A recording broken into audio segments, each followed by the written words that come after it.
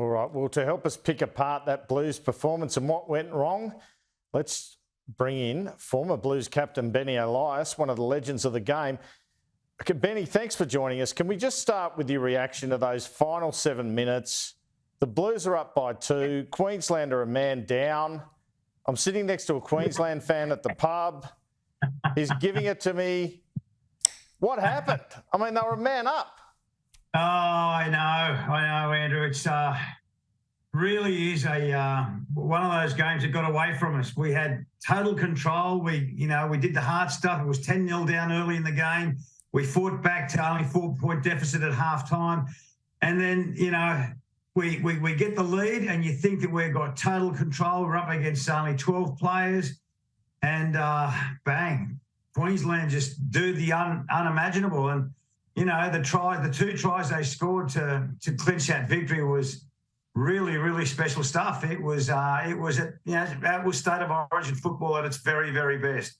And I'm actually glad to hear that Freddie Fittler says he comes out and said that he was extremely disappointed. And Nathan Cleary, probably one of the strike players who I expected to be in the top 3 of the best players on the paddock, also said he wasn't happy with his performance. And it's good to see that South Wales side being honest with themselves and reflecting on what could have been or what should have been.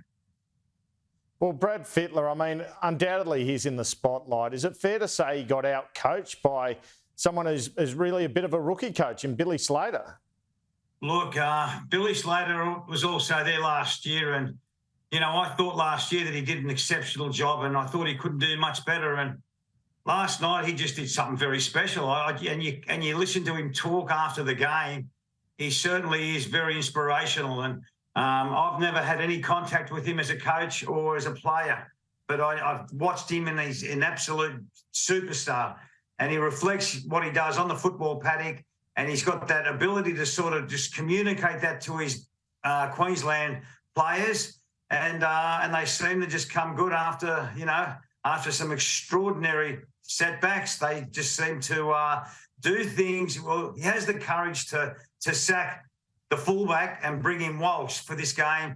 He also brings Cobbo into the side. 2 big star players last night who made a real big difference. And he took the courage, made the gamble, and it proved dividends to him. Yeah, interesting point on the courage with selection, because that leads us to Nicho Hynes. Dally M medalist, only comes on after 70 minutes. Was that a mistake? Look, you know what, Andrew? I say this, and I say this before even kick-off or the selections for game 1. When I used to play, we had 2 great halfbacks in Peter Sterling and Steve Mortimer, and you had to pick one. And we've got 2 great number 7s at the moment, Nicho and Cleary. You've got to pick one. I don't know why they went for 2. And it's just, I just scratch my head. I just don't know. I get a little bit flustered and very frustrated, because you look to see 17 players, the most important 4 players are the people on the bench. And you saw Queensland last night. They just dominated. The bench that came on seemed to be far more effective than the Blues. And that was very, very frustrating. So, look, I think come game 2, I think we've learned a lot. We've got to be very, very careful that we don't panic too much, but really backs against the wall. And in history, in the 43 years that State of Origin has been going, Andrew, it is a time where we've just got to create history, and it's a great challenge and a real big ask for those New South Wales players to play game 2 and 3. To come home and win it in front of our own home crowd would be extremely special. But going up there to even the series at Suncorp Stadium is going to be a real big ask. It is indeed. Benny Elias, thanks so much for your time this afternoon. Always a pleasure, Andrew. Good on you, champ. You're doing a great job.